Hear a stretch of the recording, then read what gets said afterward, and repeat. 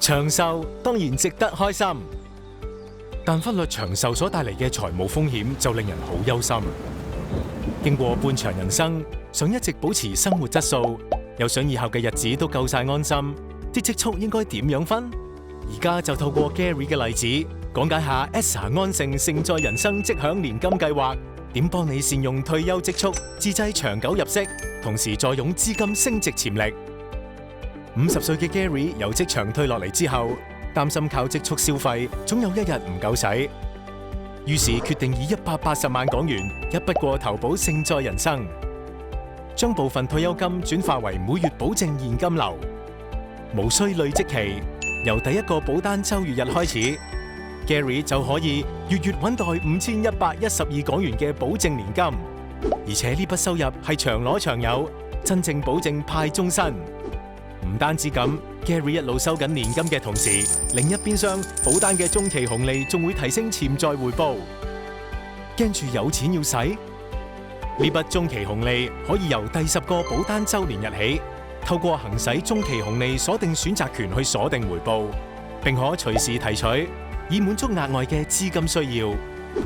出名錫老婆嘅 Gary 就決定喺60歲嘅時候鎖定當時中期紅利價值嘅60%。兼提取461160港元，去同太太環遊世界。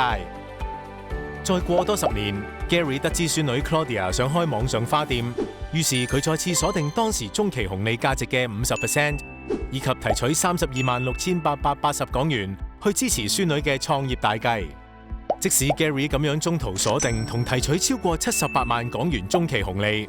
都唔會影響佢嘅年金派發。繼續月月代足5112港元年金入息，屈指一算，去到 Gary 90歲嘅時候，佢累計收取嘅每月保證年金款項已經超過240萬港元，仲有已提取款項約78萬港元。假如 Gary 90歲時退保，佢嘅非保證中期紅利更超過146萬港元，合共係佢一筆過繳付保費嘅2.6倍。呢份計劃仲令 Gary 倍感安心。因為盛在人生特設認知障礙症關懷保障，萬一 Gary 喺80歲前不幸確診嚴重認知障礙症，由下個月起即時提供雙倍每月收入，幫手應付額外嘅護理開支。照顧認知障礙症患者嘅壓力難以想象，等我哋同你一齊分擔。計劃會為 Gary 嘅照顧者提供一系列專業培訓，以提升照顧患者嘅知識及技巧。而且盛在人生提供人壽保障，萬一被保人喺80歲或之前不幸身故，身故保險賠償加上累計已支付嘅每月保證年金款項，至少係已繳一筆過繳付保費嘅120%，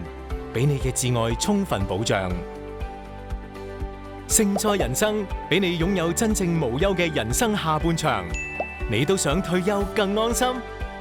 立即行動！了解 ESSA 安盛盛在人生即享年金計劃。